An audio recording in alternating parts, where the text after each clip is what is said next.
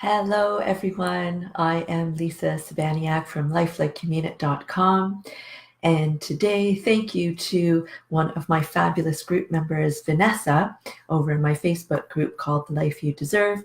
She has asked that we talk today about the feelings of victimization. And so there's probably going to be a few things that I'm going to talk about today that might be a little bit controversial. So I would love if you are in on our live chat here to be able to put some hearts or some emojis and send me off a question or a statement, something to be part of the conversation. If you happen to not be available live and you end up watching this afterwards, still I'd love to hear your comments and we can continue on the discussion in the feed that follows.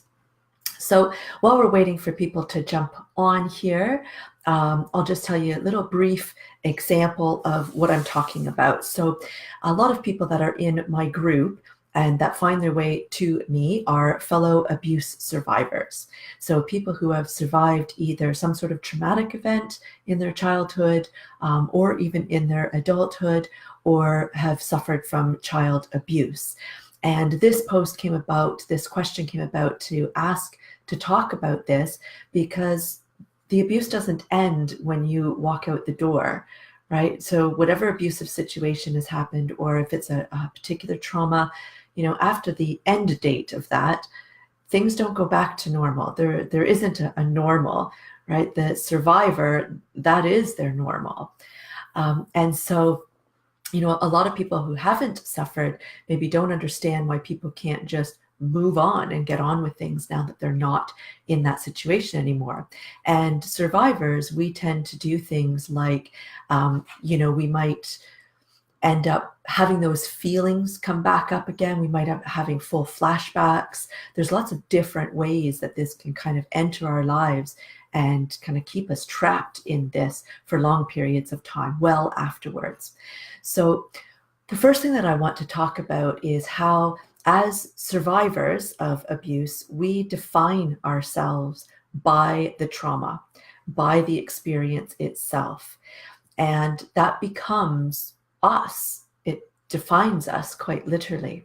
And, we're all going to die at some point. And when we do, I think we can all agree that nobody wants the person that's giving our eulogy to talk about one thing about us, right? We wouldn't want somebody to talk about how great we were at our job, for example. That doesn't define us. I mean, that's what we do, and we hope that we love it, and we hope that we have some sort of benefit to others in the work that we do. But it's not the only thing that makes us us. And the same thing with our trauma or our past experiences. No matter what that past experience is, it doesn't define you. It's just a small part of you. So we have to redefine you, right? Once you've survived something, you need to be able to shift from being the victim of that into being the survivor of it, and then into being a warrior because of it. And so I'm going to talk about the two things that worked for me. And this is where the controversy may lie. So by all means, jump on in the conversation. So what helped for me is basically an existential understanding of spirit, of universe. I understand that I am a reincarnated being, that I am made of energy, I have a soul, and my soul will live on long after this body is gone. And that soul, me, essentially, has lived many lives. And every one of my lives is about learning different lessons so that I can heal and grow, right? And there's probably maybe some other, big ticket items in there for what I want to achieve that I just don't realize yet. And that's the thing. We all have lessons that we have come here to learn, but we don't remember, one, what the lessons are, or two, that we're even here to learn them to begin with. And so that kind of seems to set us up for failure, doesn't it? If we have decided before we come here that we have these particular lessons that we want to learn, and then we reincarnate into a body that immediately forgets the lessons and the fact that we have the lessons to learn in the first place, how in the world are we supposed to learn the lessons? Are we going to aimlessly walk about for our whole lives just hoping the lesson kind of hits us in the face? Well, in my opinion, that is where our teachers come in. Our teachers are the fellow souls that when we were making our decision before we reincarnated, they were the souls that decided that they were going to help us. They made a pact with us to help us learn our lessons, or at the very least, reveal our lessons to us. That also means that we agreed to help many other souls learn their lessons. Maybe the very souls that agreed to help us, maybe not. The point is that those people who have decided to help us end up with the same problem. They get here and they don't remember either. They don't remember their own lessons, the fact that they've got to learn them, and they sure as heck don't remember that they're supposed to help you, and vice versa. That means that free will comes into play here. That means that that person, upon meeting you, whether it's at birth or whether it's at some stage in your life, it doesn't matter. That person, when they meet you, has come to the table with all their own experiences. They are now projecting all of their own stuff, their needs, their wants, their issues, right? If they've got issues with self-esteem, with self-love, with self-worth, if they are suffering from a lot of judgment, it doesn't matter. They're bringing all of that to the table. So now you're in a situation where you are with the very person who has agreed to help teach you maybe some of your most important, most valuable life lessons, possibly ever, for all we know. And because of the experiences that they've had, they now have the free will to teach us in the positive or in the negative. So if we were taught in the positive, we wouldn't all be here in this group seeking help. Let's just put it that way. And so obviously, a lot of us are in the same boat where the people who have agreed to help us ended up helping us in the negative. That doesn't mean that they didn't help us. We have the choice now. Our choice lies in whether or not we're going to learn the lesson or whether we're going to dismiss it because of the way it was presented to us. So if we decide that we want to learn the lesson, excellent, that brings us down one path. If we decide that we are not going to learn that lesson, that we are instead going to dismiss that and maybe learn a different lesson instead, that's going to bring us down another path. So I'll give you an example. I grew up with a stepfather that liked to call me useless, worthless, ugly, tell me nobody was ever going to love me, I was stupid, all of that. That became his mantra to me and became my mantra in my head. I was only 2 when that started, and we left when I was 12. So for 10 years of my formidable years, that's what I heard on a day in and day out basis. So the initial lesson that I learned from that was that I was stupid, ugly, useless, worthless. Nobody was ever going to love me. Why would I have learned something else? That was instilled in me, ingrained in me, right? Long after we left him, for well past a decade longer, I continued that same mantra in my head because I was convinced that was my lesson until I started down a different path. Until I started looking at it and saying, is this really it?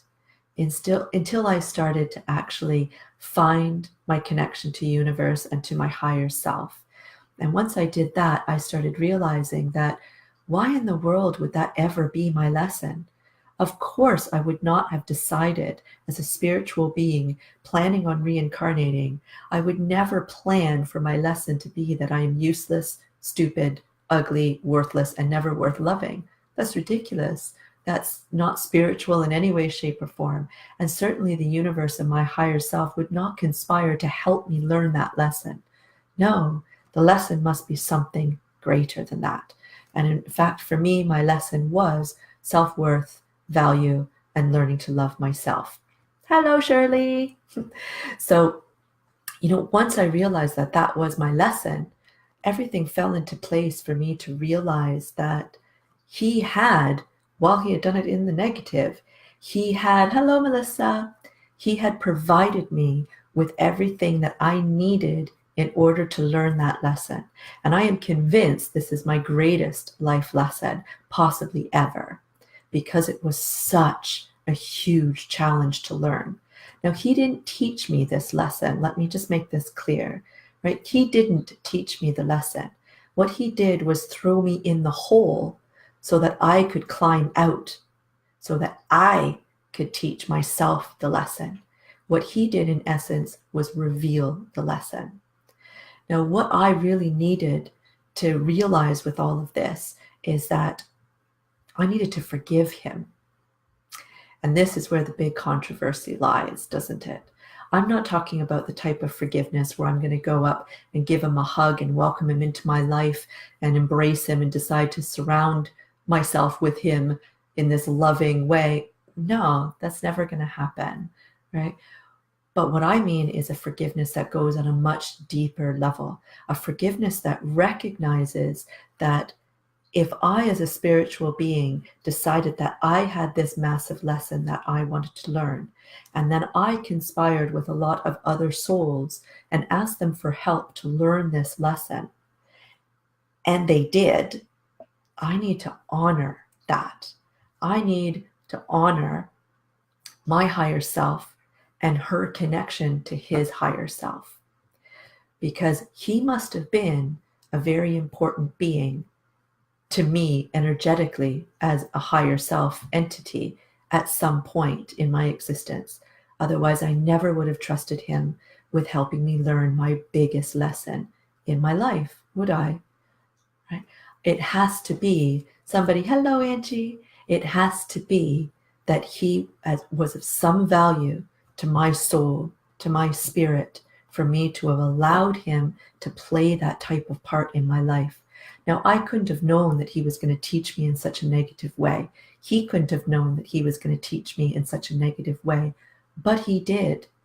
It doesn't mean that I didn't learn the lesson in the end. In fact, if I would have taken him out of it, there would have been somebody else who would have stepped up, somebody else that would have agreed to help me learn this lesson. And that person may not have taught me in any different of a way. Depends on what experiences they're bringing to the table. It depends on what lessons they've decided that they are also going to learn, right? We have no control over that. And that's my point. I can't control the person who taught me the lesson, but I can control whether or not I decide to learn the lesson. And I can decide whether or not I want to honor the fact that he tried, albeit in a very negative way, and that ultimately he did succeed in revealing the lesson, so I can forgive him, so that I can find my strength in my greatest weakness. My greatest weakness isn't him. My greatest weakness is my desire to hate him. In that desire, I will always be weak. I will always have that weakness where there will be something that will always trigger me to have a flashback, have a memory, have a thought, have the feeling of victimization. But when I can honor what he allowed me to be able to do, I find my strength within that weakness. And now, of course, there will be things that will happen that will make me remember, but I will never feel like a victim again, because not a victim of that, because I'm not a victim. I'm not even a survivor. I am a warrior. I dragged myself out through that hole. And I understand that he was not attacking me. He was attacking, full stop. You could have taken me out of that situation and put somebody else in, and he would have done the same thing, because it wasn't about me. It was about him. It was about his needs, his desires, his previous experiences, his beliefs in himself, and how you treat other people. It was his ability to deal with anger and frustration and whatever else he was going through. It wasn't about me. He was simply attacking. And he would have attacked anybody. And once I could wrap my head around that, once I could wrap my head around the fact that I was able to learn the true lesson, find my strength within that weakness, I will never, ever, ever be a victimization of that child abuse again. Full stop. So I know that that is really controversial. I know that I brought up a lot of different things that can sometimes be really difficult to wrap your head around, with your reincarnations and making a plan to actually learn your lessons, and those lessons actually being something positive that comes from something negative. And definitely, I probably blew a few minds there with my whole idea of forgiveness and the reason about going about forgiving. right? In forgiveness, I'm not forgiving his actions necessarily. What I'm doing is I'm forgiving his inability to recognize that he was there to teach me a lesson. I'm recognizing and forgiving his inability to remember. I'm recognizing and forgiving his inability to teach me in the positive. And I'm also recognizing and forgiving myself for my inability to see the true lesson earlier. But in seeing that, I find my power and my strength to realize that I did find it eventually, and it is never too late. So if you are having difficulty finding your true lessons, having the strength to actually find them, I would love to be able to try to help you. If you resonated with anything that I have talked about today, I would love to jump on a call with you and see if my Survivor to Warrior coaching program is right for you. These are what worked for me, this kind of mindset, this overall belief system, and it might not resonate with you, and that is all right. The people that it is meant to resonate with will. If you've got any questions, I know nobody is posting any questions on here, but I see a lot of you are on. So I appreciate you watching. I hope that that was helpful. And if you need any help, please jump on a free call. I'll put the link in the description. All right. Bless.